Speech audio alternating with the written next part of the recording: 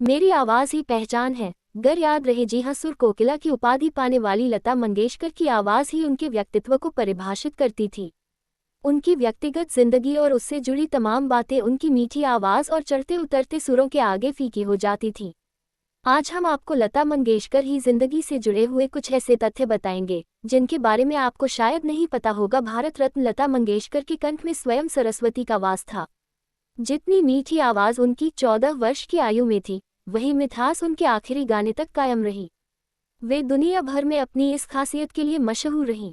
चलिए जानते हैं उनकी जिंदगी के 10 अनसुने राज। उन्होंने अपने पिता की मृत्यु के बाद 1942-1948 तक करीब 8 फिल्मों में बतौर अभिनेत्री भी काम किया था। उन्होंने फिर मराठी फिल्म किट्टी हसल से अपने सिंगिंग करियर की शुरुआत की थी। हालांकि उनका ये गाना रिलीज नहीं हुआ। लता मंगेशकर का मशहूर गीत ए मेरे वतन के लोगों पहले डुएट सॉन्ग था, जिसे उन्हें अपनी बहन आशा भोसले के साथ गाना था। यूं तो लता मंगेशकर ने 1990 के दशक तक तमाम अभिनेत्रियों को अपनी आवाज दी, लेकिन माना जाता था सायरा बानू पर उनकी आवाज सबसे ज्यादा फिट बैठती थी।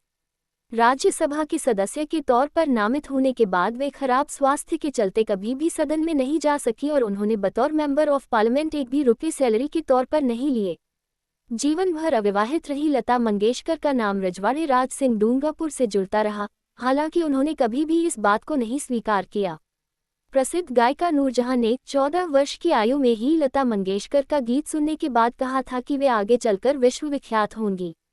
पाकिस्तानी गायक बड़े गुलाम अली ने लता मंगेशकर का गीत ये जिंदगी उसी की है सुनने के बाद प्रतिक्रिया के तौर पर कहा था, कमबख्त कभी बेसुरी ही नहीं होती।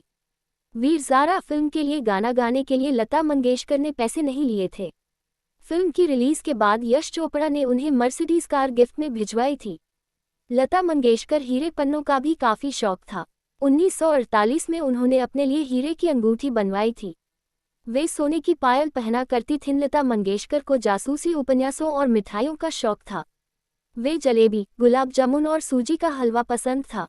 इसके अलावा गोलगप्पे और नींबू का अचार भी उनकी पसंदीदा चीज़ों में शुमार था।